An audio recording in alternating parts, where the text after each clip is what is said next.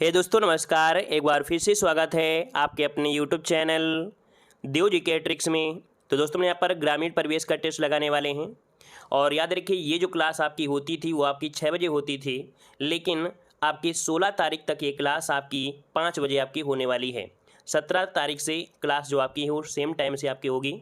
तो आप लोग यहाँ पर लगातार क्लास लेते रहिएगा, ठीक है ना। 3 बजे मॉडल पेपर और आपकी 6 बजे आपकी ग्रामीण प्रवेश होती थी, वो अब आपकी यहाँ पर 3 दिन के लिए आपकी 5 बजे आपकी होगी और इसके बाद आपकी यूपीजी की क्लास होगी, ठीक है। तो चलते स्टार्ट करते हैं। गुड इवनिंग सभी को, गुड इवनिंग सभी को, जय हिंद सभी को, जय हिंद। इस समय घर पे आए हुए हैं, थोड़ा सा काम है इस वजह से, तो इस कारण से ये क्लास आपकी आज हम 5 बजे ही करा ले रहे हैं। कह सकते हैं कि देखिए 13 तारीख, 14, 15, 16 ये 4 दिन आपकी ये क्लास 5 बजे चलेगी, ठीक है। चलिए स्टार्ट किया जाए। चलिए, उत्तर प्रदेश में कौन सा जिला गन्ने के उत्पादन में प्रथम स्थान रखता है? चलिए बताइएगा, यहाँ पर आंसर आपका क्या हो जाएगा। उत्तर प्रदेश में कौन सा जिला गन्ने के उत्पादन में प्रथम स्थान पर है? चलिए जवाब दीजिए, क्या हो जाएगा। चलिए काफ़ी लोग जवाब दे रहे हैं यहाँ पर, देखिए इसका राइट आंसर आपका बी हो जाएगा। मुजफ्फरनगर जो जिला है ये गन्ने के उत्पादन के लिए प्रथम स्थान रखता है। याद रखिएगा कि जो गन्ना है वो भारतीय मूल का पौधा है, यह उष्णकटिबंधीय जलवायु की फसल है। कैसा है? तो आपके उष्णकटिबंधीय जलवायु की फसल है। इसके लिए दोमट और कॉप मिट्टी जो होती है वो उपयुक्त मानी जाती है। तो ऑप्शन क्या हो गया यहाँ पर, बी नंबर आपका राइट हो जाएगा। आप देख सकते हैं कि गन्ने से क्वेश्चन बनते हैं। तो विश्व में गन्ना उत्पादक देश में आपका ब्राजील पहले स्थान पर, दूसरा भारत है, तीसरा आपका चीन है। गन्ना उत्पादक राज्यों की बात करें तो पहले स्थान पर उत्तर प्रदेश है, दूसरा आपका महाराष्ट्र और तीसरा आपका कर्नाटक हो जाएगा। चलिए आगे बढ़ते हैं। क्वेश्चन दिया गया है कि राज्य सरकार के संबंध में स्थानीय सरकार किसका प्रयोग करती है? चलिए यहाँ पर जवाब दीजिए, इसका आंसर आपका राइट क्या हो जाएगा। चलिए सभी लोग जवाब दीजिएगा। Good evening, good evening, good evening सभी को, गुड इवनिंग सभी को, जय हिंद। चलिए बताइएगा कि राज्य सरकार के संबंध में स्थानीय सरकार किसका प्रयोग करती है? तो याद रखिए यहाँ पर जो आंसर बनेगा वो आपका हो जाएगा डी नंबर। यहाँ पर प्रत्यायोजित प्राधिकार क्या हो जाता है? प्रत्यायोजित प्राधिकार होता है। देख सकते हैं दिया गया है कि राज्य विधानमंडल अपने पंचायतों को आवश्यकता अनुसार ऐसी शक्तियाँ और अधिकार दे सकता है जिससे कि वह स्वशासन संस्थाओं के रूप में कार्य करने में सक्षम हो। संविधान की 11वीं अनुसूची में पंचायतों के कानून क्षेत्र के साथ 29 प्रत्यायोजित अर्थात 29 विषय आपके दिए गए अर्थात समाहित हैं, ठीक है।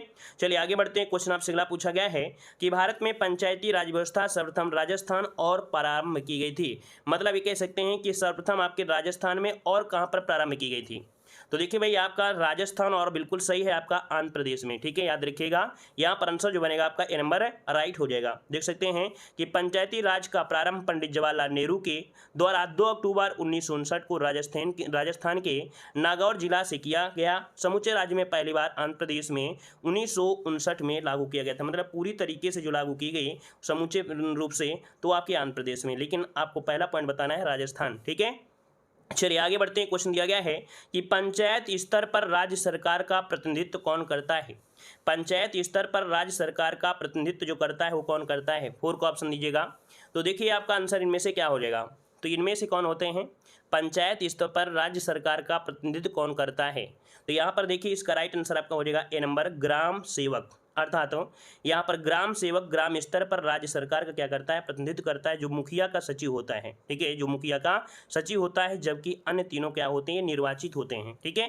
चलिए आगे बढ़ते। क्वेश्चन आपसे अगला पूछा गया है कि भारत में अनवरत योजना किस वर्ष कार्यशील है? हमने देखो आपको बताया था कि अनवरत योजना जो आपकी पूछी जा सकती है, और अनवरत योजना देख सकते हैं जिसको ऑप्शन है वो आपका बी हो जाएगा। 1978 से 79 के बीच में अनवरत योजना आपकी शुरू की गई थी। यहाँ पर जो ऑप्शन है वो आपका बी नंबर इसका राइट हो जाएगा। इसका प्रतिपादक जो आपके हैं अर्थात अनवरत योजना के जो प्रतिपादक हैं वो आपके गुन्नार मेरडर को माना जाता है। गुन्नार मेरडर ने प्रसिद्ध पुस्तक आसियान ड्रामा में विकासशील देशों के लिए अनवरत योजना का प्रतिपादन किया था। ध्यान रहे कि हाल ही में नेपाल बांग्लादेश को विकासशील देशों की सूची में रखा गया। जो नेपाल है, बांग्लादेश है, इनको विकासशील देशों की सूची में रखा गया है। आगे बढ़ते क्वेश्चन आपसे अगला पूछा गया है, कह रहा है 1944 में कुछ अर्थशास्त्रियों एवं उद्योगपतियों ने एक योजना का प्रारूप प्रस्तुत किया था। उस योजना का नाम बताना है। देखो दिया गया 1944 में कुछ अर्थशास्त्रियों और उद्योगपतियों ने एक योजना का प्रारूप प्रस्तुत किया, उस योजना का नाम क्या है? चलिए ये आपका योजना है, याद रखिए इसका ऑप्शन बनेगा आपका ए नंबर, बम्बई प्लान है, ठीक है। क्या है? बम्बई प्लान है। नए क्वेश्चन आपको देखने को मिल रहे हैं, नोट कर लीजिएगा सभी क्वेश्चन कि 1944 में मुंबई के प्रमुख उद्योगपतियों द्वारा मुंबई प्लान की पेशकश की गई थी, जो आने वाले 15 वर्षों के लिए बॉम्बे प्लान JRD टाटा, घनश्याम दास बिड़ला, पुरुषोत्तम दास आदि इनमें से थे। ठीक है ना। और यहाँ पर याद रखिए गांधीवादी योजना 1944 श्री मन्ना नारायण, जन योजना 1945 में MN राय और सर्वोदय योजना 1945 में जयप्रकाश नारायण से जुड़े हैं। अगला क्वेश्चन दिया गया है कि प्रथम पंचवर्षीय योजना में किस क्षेत्र को प्रमुखता दी गई थी। प्रथम पंचवर्षीय योजना में किस क्षेत्र को प्रमुखता दी गई, 7 का ऑप्शन दीजिएगा। चलिए 7 की अगर हम बात करते हैं तो देखो कृषि की, है ना, जिसका भी ऑप्शन आ रहा है बी नंबर बिल्कुल राइट हो जाएगा। कृषि को प्राथमिकता दी गई थी, जो आपकी पहली पंचवर्षीय योजना थी। ठीक है। और यहाँ पर आगे बढ़ते हैं, क्वेश्चन आपसे अगला पूछा गया है कि भारत का आर्थिक सर्वेक्षण प्रत्येक वर्ष किस संस्था के द्वारा प्रकाशित किया जाता है। बताइए, अच्छा क्वेश्चन आपका दिया है कि भारत का आर्थिक सर्वेक्षण प्रत्येक वर्ष किस संस्था के द्वारा प्रकाशित किया जाता है। 8 का जो ऑप्शन है वो आपका राइट क्या हो जाएगा, 8 का ऑप्शन दीजिएगा। तो 8 का ऑप्शन बनेगा, ये है आपका भारत सरकार का जो वित्त मंत्रालय द्वारा है, याद रखिए भारत सरकार के वित्त मंत्रालय के द्वारा आर्थिक सर्वेक्षण प्रत्येक वर्ष आपका प्रकाशित किया जाता है। ऑप्शन बनेगा यहाँ पर आपका सी नंबर राइट हो जाएगा। चलिए आगे बढ़ते, क्वेश्चन आपसे अगला पूछा गया है कि प्रदेश के तराई क्षेत्र विशेषकर सिद्धार्थनगर में उगाए जाने वाले सुगंधित चावल की जो किस्म है वो आपकी कौन सी है। तो देखो भाई, यहाँ पर जो आपका है विशेषकर सिद्धार्थनगर में, इसको GI टैग भी आपको दिया गया है। यहाँ पर देखिए जो ऑप्शन जो लोग दे रहे हैं डी नंबर बिल्कुल राइट है, काला नमक है। याद रखिए यहाँ पर जो आंसर है वो आपका डी हो जाएगा। काला नमक चावल एक प्रकार का सुगंधित और मुलायम चावल है। इसके विशेष गुणों के कारण इस चावल की एक अनोखी पहचान की गई है। जिले में विभिन्न जगहों पर चावल का उत्पादन किया जा रहा है। सिद्धार्थनगर में वर्तमान समय में कुल 45 चावल उद्योग की इकाइयां संचालित की जा रही हैं। यहाँ पर विभिन्न इकाइयों में प्रशंसक होने वाले चावल उत्तर प्रदेश के विभिन्न जिलों में राष्ट्रीय स्तर के बाजार में निर्यात किए जाते हैं। ठीक है। आगे बढ़ते हैं, क्वेश्चन दिया गया है उत्तर प्रदेश में खरीफ फसल की बुआई कब होती है। देखो ये क्वेश्चन हम आपको मॉडल पेपर में कई बार पढ़ाए भी हैं। तो उत्तर प्रदेश में खरीफ फसल की जो बुआई होती है वो कब होती है। यहाँ पर देखिए आपका आंसर क्या हो जाएगा, जून जुलाई, है ना। ऑप्शन बनेगा यहाँ पर आपका सी नंबर, जून जुलाई के दौरान आपकी खरीफ फसल क्या होती है, बुआई होती है। खरीफ फसल जो होती है वो दक्षिण पश्चिम मानसून जो होता है उसके आगमन के समय ही ये प्रारंभ हो जाता है लगभग बोना। तो ऑप्शन बनेगा आपका सी नंबर। चलिए आगे बढ़ते, क्वेश्चन आपसे अगला पूछा गया है उत्तर प्रदेश निम्नलिखित में से उत्तर प्रदेश किस फसल का सबसे बड़ा उत्पादक नहीं है। उत्तर प्रदेश किस फसल का सबसे बड़ा उत्पादक नहीं है, 11 का जवाब दीजिएगा। चलिए 11 की अगर हम बात करते हैं तो देखिए भाई आलू के उत्पादन में भी है, गन्ना के उत्पादन में है, गेहूं में है, लेकिन चावल में नहीं है। तो ऑप्शन क्या बनेगा, बी नंबर इसका राइट हो जाएगा। आगे बढ़ते हैं, क्वेश्चन आपसे अगला पूछा गया है। देखिए चावल की अगर बात करें तो भाई चावल में आपका पश्चिम बंगाल आपका प्रथम है। ठीक है ना। इसके बाद उत्तर प्रदेश, फिर आंध्र प्रदेश, फिर आपका पंजाब। जबकि गेहूं और चावल के प्रति हेक्टेयर में पूछे तो पंजाब का प्रथम स्थान आता है कि प्रति हेक्टेयर जो उत्पादन होता है सबसे ज़्यादा वो कहाँ पर, तो आपके पंजाब में होता है। इस क्वेश्चन को नोट कर लीजिएगा। आगे बढ़ते हैं, क्वेश्चन आपसे दिया गया है कि सैयद सलार मेला कहाँ लगता है। यूपी जीके में हमने आपको कई बार पढ़ाया है। देखिए दिया गया है सैयद सलार मेला कहाँ पर लगता है, तो ये लगता है आपके कहाँ पर, ए नंबर बिल्कुल सही है, बहराइच, जिसका ऑप्शन आ रहा है बिल्कुल राइट हो जाएगा, बहराइच में लगता है। ठीक है। याद रखिएगा हजरत गाजी सैयद सलार मसूद एक महान संत थे जो हिंदुओं एवं मुसलमानों में समान रूप से पूजनीय थे। इनकी दरगाह उत्तर प्रदेश के बहराइच जिले में स्थित है, जहाँ प्रति वर्ष मेला लगता है और इसको सैयद सलार मेला के नाम से जाना भी जाता है। ठीक है। आगे बढ़ते, क्वेश्चन आपसे अगला पूछा गया है सूची फर्स्ट को सूची सेकंड से यहाँ पर सुमेलित करना है। देखिए आपके मेले जो कि हमने कई बार पढ़ाया है, जो पशु मेला लगता है वो आपके बटेश्वर में लगता है, इसका हो जाएगा 3। ध्रुपद मेला कहाँ लगता है, आपके वाराणसी में लगता है, तो इसका हो जाएगा 4। गोविंद साहब मेला लगता है आपके अंबेडकर नगर में, तो इसका हो जाएगा 2। माघ मेला लगता है आपके प्रयागराज में, तो इसका हो जाएगा 1, है ना। तो 3 4 2 1 3 4 2 1 3 4 2 1 ऑप्शन बन गया आपका ए नंबर हो जाएगा। स्क्रीनशॉट लेना चाहते हैं तो स्क्रीनशॉट भी आप लोग ले सकते हैं। आगे बढ़ते हैं, क्वेश्चन दिया गया है अंतर्राष्ट्रीय वन दिवस कब मनाया जाता है। अंतर्राष्ट्रीय वन दिवस कब मनाते हैं, वन दिवस कब मनाते हैं, चलिए लॉक करिए जल्दी से। तो वन दिवस मनाते हैं, याद रखिए आपका जवाब हो जाएगा बी नंबर, 21 मार्च को मनाते हैं। क्या 21 मार्च को मनाते हैं। अब यहाँ पर दे सकते हैं कि अंतर्राष्ट्रीय वन हो गया 21 मार्च, वहीं पर विश्व वन्य जीव दिवस जो कि बहुत बार पूछा गया है 3 मार्च, विश्व उपभोक्ता अधिकार 15 मार्च और अंतर्राष्ट्रीय महिला दिवस आपके 8 मार्च को मनाते हैं, जिसमें से बहुत बार पूछा गया है आपका अंतर्राष्ट्रीय वन दिवस भी सबसे ज़्यादा, तो आपका यही क्वेश्चन है, फिर उसके बाद ये भी पूछा जाता है। आगे बढ़ते हैं, क्वेश्चन आपसे अगला पूछा गया है यहाँ पर, अच्छा एक क्वेश्चन दिया गया था जिसका क्वेश्चन रह गया है, हम क्वेश्चन आपको बता दे रहे हैं। यहाँ पर क्वेश्चन है, क्वेश्चन ये है कि पहल योजना के संदर्भ में सही उत्तर का चुनाव करना है। ठीक है, कौन सी योजना है, पहल योजना है। पहल योजना के संदर्भ में सही उत्तर क्या है? तो पहला पॉइंट दिया गया है कि यह डीबीटी के माध्यम से एलपीजी अनुदान को हस्तांतरण करती है, यह उपभोक्ताओं के बैंकों में एलपीजी अनुदान का सीधा हस्तांतरण करती है, यह जमा का प्रथम प्रकार है। ये सभी, इसका ऑप्शन हो जाए आपका डी नंबर। अर्थात पहल योजना के अंतर्गत ये सभी पॉइंट इसमें से आपके सम्मिलित हैं, तो ऑप्शन हो जाए आपका डी नंबर हो जाएगा। याद रखिए, भारत सरकार द्वारा पहल योजना की शुरुआत 1 जून 2013 को देश के 291 जिलों में हुई थी। इस योजना के अंतर्गत रसोई गैस पर मिलने वाली जो सब्सिडी है उसके पैसे डायरेक्ट लोगों के खाते में पहुंच जाते हैं। शुरुआत में इस योजना का नाम DVTL था। पहल योजना को दुनिया के सबसे बड़े नगद हस्तांतरण कार्यक्रम के रूप में गिनीज वर्ल्ड रिकॉर्ड में भी शामिल किया गया था। पहल कार्यक्रम मोदी सरकार के ने 15 नवंबर 2014 को प्रारंभ किया था। तो ये पॉइंट आपको नोट कर लेना है। सब्सिडी अब तो नहीं आती होगी भाई, आती है किसी के पास? हो सकता है 2-4 लोगों के पास आ जाए, लेकिन शायद सब्सिडी अब नहीं मिल रही है। चलिए अगला क्वेश्चन दिया गया है, उत्तर प्रदेश का प्राचीनतम जीवंत नगर कौन सा है? उत्तर प्रदेश का प्राचीनतम जीवंत नगर कौन सा हो जाएगा? तो देखिए यहाँ पर जो आपका 16 का ऑप्शन है लगभग, यहाँ पर देखिए इसका आंसर क्या हो जाएगा। उत्तर प्रदेश का प्राचीनतम जीवंत नगर कहा जाते हैं जो आपकी वाराणसी है। ऑप्शन बनेगा आपका बी नंबर, यहाँ पर वाराणसी हो जाएगा। याद रखिए, वाराणसी को मंदिरों का शहर, भारत की धार्मिक राजधानी, भगवान शिव की नगरी, द्वीपों का शहर, ज्ञान नगरी आदि के नाम से जानते हैं। हिंदुस्तानी शास्त्रीय संगीत बनारस घराना वाराणसी में ही पुष्पित और पल्लवित हुआ है। गोस्वामी तुलसीदास ने रामचरितमानस की रचना यहीं पर आपकी की है। गौतम बुद्ध ने प्रथम उपदेश भी यहीं पर किया था, है ना। चलिए यहाँ पर आगे बढ़ते हैं। क्वेश्चन आपसे अगला पूछा है, महर्षि वाल्मीकि का आश्रम, महर्षि वाल्मीकि का आश्रम। तो देखिए भाई, महर्षि वाल्मीकि का जो आश्रम है वो आपके कहाँ पर है? यहाँ पर देखिए आपका आंसर क्या हो जाएगा, बी नंबर आपके बिठूर, बिल्कुल राइट आंसर हो जाएगा। बिठूर में है, याद रखिएगा। ये महर्षि वाल्मीकि की तपोभूमि बिठूर जो कि कानपुर को माना जाता है। प्राचीन काल में बिठूर को ब्रह्मावर्त के नाम से भी जाना जाता था। वाल्मीकि ने रामायण की रचना यहीं पर किया है, ठीक है ना। तो देखो यहाँ पर जो दिया गया है वाल्मीकि ने, वो आपके कहाँ पर रामायण की, तो यहाँ पर किया था बिठूर में, है ना। लेकिन गोस्वामी तुलसीदास रामचरितमानस वो किए थे आपके वाराणसी में।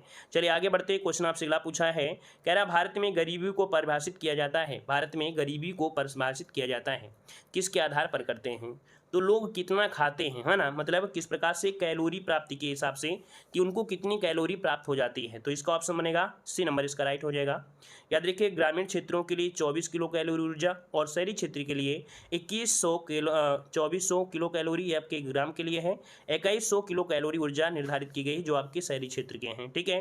देखिए, तेंदुलकर समिति ने ग्रामीण क्षेत्र के लिए 27 रुपये प्रतिदिन और शहरी के लिए 33 रुपये यहाँ पर किया था। चलिए आगे बढ़ते हैं। क्वेश्चन दिया गया है कि कपार्ट एक स्वायत्त संस्था है जो निम्नांकित के अधीन कार्य करती है। कपार्ट एक स्वायत्त संस्था है जो निम्नांकित के अधीन कार्य करती है, अर्थात ये किसके अधीन कार्य करती है? तो देखो भाई, इसका ऑप्शन बनेगा क्या, यहाँ पर भी हो जाएगा ग्रामीण विकास मंत्रालय। ऑप्शन बनेगा आपका बी नंबर है, राइट हो जाएगा। ग्रामीण विकास मंत्रालय के अधीन कार्य करती है। अगर पूछे कापार्ट है क्या, तो कापार्ट का गठन 1 सितंबर 1986 को किया गया था। इसका जो मुख्यालय है वो आपके नई दिल्ली में है। इसका मुख्य उद्देश्य है कि ग्रामीण समृद्धि के लिए परियोजना के कार्यान्वयन में स्वैच्छिक कार्य को प्रोत्साहन दिया जाए, उसमें मदद किया जाए, ठीक है। आगे बढ़ते क्वेश्चन दिया गया है कि जनपद प्राथमिक शिक्षा कार्यक्रम का आरंभ हुआ, जनपद प्राथमिक शिक्षा कार्यक्रम का जो आरंभ हुआ ये कब हुआ था? चलिए जवाब दीजिए, इसका आंसर क्या बनेगा।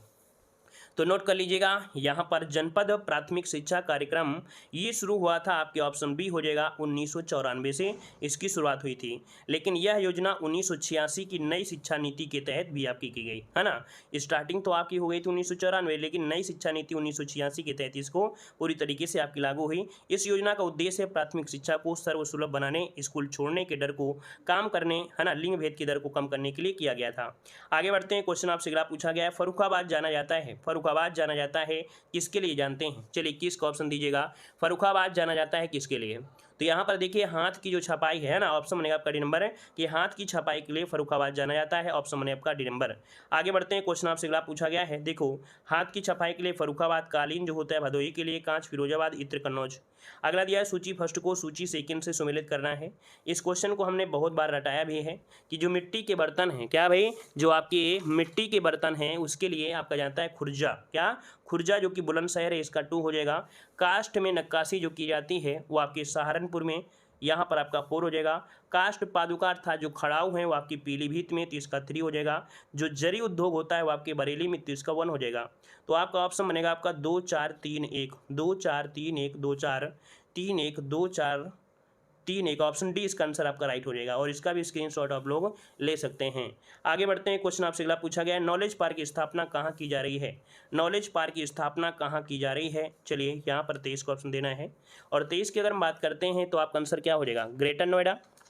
बताइए भाई, नोएडा में या ग्रेटर नोएडा में?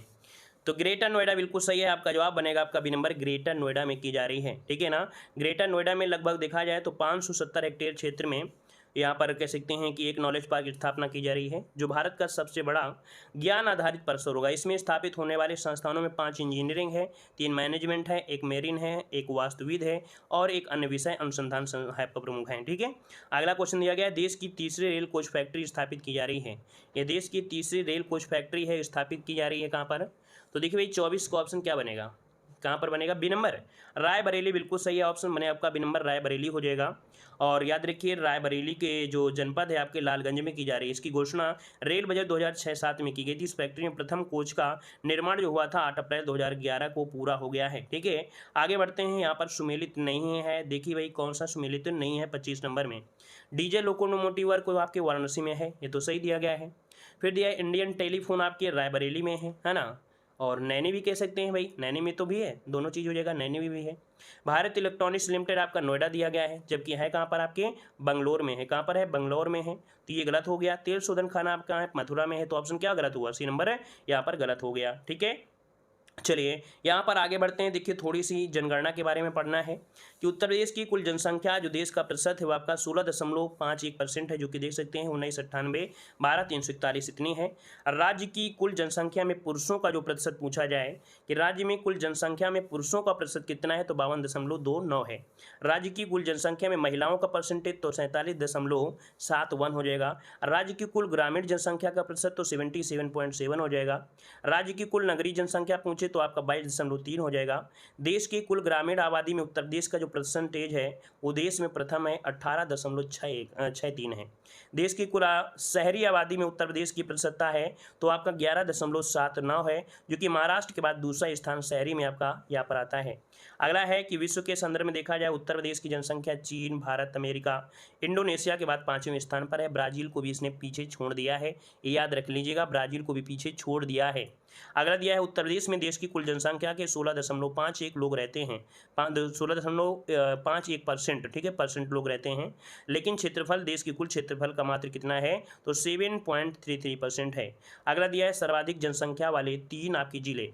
देखो यहाँ से क्वेश्चन बनता है कि सर्वाधिक जनसंख्या वाला जिला प्रयागराज, जिसे इलाहाबाद कहते हैं, फिर मुरादाबाद, फिर गाजियाबाद। हमने बताया था रटने के उद्देश्य बाद इलाहाबाद, मुरादाबाद, गाजियाबाद। ठीक है, न्यूनतम जनसंख्या वाले 3 जिले तो महोबा, चित्रकूट और आपका हमीरपुर। अगला क्वेश्चन दिया गया है सर्वाधिक ग्रामीण आबादी जो रहती है वो कहाँ पर, तो सर्वाधिक ग्रामीण आबादी आपके प्रयागराज में, फिर आजमगढ़ में, फिर आपके जौनपुर में। सबसे कम ग्रामीण आबादी तो आपके देखिए गौतम बुद्ध नगर में सबसे कम है, फिर महोबा, फिर आपके हमीरपुर। सर्वाधिक शहरी आबादी देखा जाए तो आपका गाजियाबाद, फिर लखनऊ, फिर आपका कानपुर हो जाएगा। अगला क्वेश्चन दिया गया है सबसे कम शहरी कौन से हैं, श्रावस्ती, चित्रकूट, फिर आपकी कौशाम्बी। अगर बात कर दें यहाँ पर साक्षरता दर की तो उत्तर प्रदेश की कुल साक्षरता है 67.70%, पुरुष साक्षरता है 77.30%, महिला साक्षरता है आपकी 5720%। ठीक है, तो ये तीनों डिजिट पूछी जाती हैं, याद रखिएगा। कुल पूछे 67, पुरुष पूछे 77 और महिला पूछे तो 57। ठीक है, अगला दिया है उत्तर प्रदेश की ग्रामीण साक्षरता कितनी है, तो 65.46% है। नगरीय साक्षरता है 75.14% है। 2001 और 2011 के दौरान राज्य की जो औसत साक्षरता में वृद्धि हुई वो 11.4% की वृद्धि हुई। अगला दिया गया है सर्वाधिक साक्षरता वाले 3 जिले कौन है, तो गौतम बुद्ध नगर है, फिर कानपुर है, फिर औरैया है। सबसे कम पूछे तो श्रावस्ती, फिर बहराइच, फिर आपकी बलरामपुर। सर्वाधिक पुरुष साक्षरता वाले 3 जिले पूछे तो आपको गौतम बुद्ध नगर, फिर औरैया, फिर आपका इटावा। सबसे कम पुरुष साक्षरता पूछे तो आपको श्रावस्ती बताना है। ठीक है ना, याद रहेगा, यहाँ पर बहराइच, फिर आपका बलरामपुर। ठीक है ना, और अगर पूछे भाई महिलाओं में, अगर पूछे सर्वाधिक महिला साक्षर कहाँ की हैं, तो कानपुर नगर की हैं, फिर लखनऊ, फिर गौतम बुद्ध नगर की है। सबसे कम महिला साक्षरता तो श्रावस्ती, बलरामपुर और आपका बहराइच। तो देख लीजिए इसका जो डाटा है आप लोग नोट कर लीजिए थोड़ा सा। चलिए इसका स्क्रीनशॉट लीजिए, सबसे पहले स्क्रीनशॉट ले लीजिए और इसके बाद यहाँ पर इसका स्क्रीनशॉट लीजिए। ये डाटा को आपको कलेक्ट करके अपनी कॉपी में नोट कर लेना है। ठीक है, अगला पॉइंट यहाँ पर इसका स्क्रीनशॉट लीजिएगा। चलिए अगला पॉइंट यहाँ पर देखो दिया गया है, यहाँ पर ये वाला पॉइंट, तो इसको नोट कर लीजिएगा। ठीक है, ये डाटा जो आपका है इसको नोट कर लीजिए, यहाँ से क्वेश्चन आपके बनते ही बनते हैं। ठीक है, और यहाँ पर अगली क्लास में आ जाइए सब लोग, थोड़ा सा जल्दी स्टार्ट कर देंगे। ठीक है, जो आपके कह सकते हैं कि यूपी जीके की होती है, तो यूपी जीके की आज बेहतरीन क्लास आपकी होने वाली है। और यहाँ पर इसके बाद फिर मतलब यूपी जीके के बाद हम लोग रात में 8:45 में, थोड़ा यहाँ पर घर में आए हुए हैं, थोड़ा सा काम है। ठीक है, इस वजह से जो 13 तारीख है, 14, 15, 16, ये 4 दिन जो आपकी क्लासों का शेड्यूल है वो आपका 3 बजे मॉडल पेपर, इसके बाद आपके 5 बजे हम आपको ग्रामीण प्रवेश पढ़ा देंगे, इसके बाद यूपी जीके, फिर आपकी हिंदी। एक क्लास हम आपको ड्रॉप कर दे रहे हैं जीके और करंट अफेयर की। ठीक है, जो कि 17 तारीख से फिर आपकी रेगुलर हो जाएगी। होली में भी क्लासें आपकी चलेंगी, लगातार चलेंगी। ठीक है, चलिए आज की क्लास ये रखते हैं भाई। वीडियो अगर पसंद आया है तो सब लोग भाई वीडियो को लाइक जरूर करिएगा। ठीक है ना, धन्यवाद सभी को, जय हिंद। सभी लोग अगली क्लास में आइए, धन्यवाद।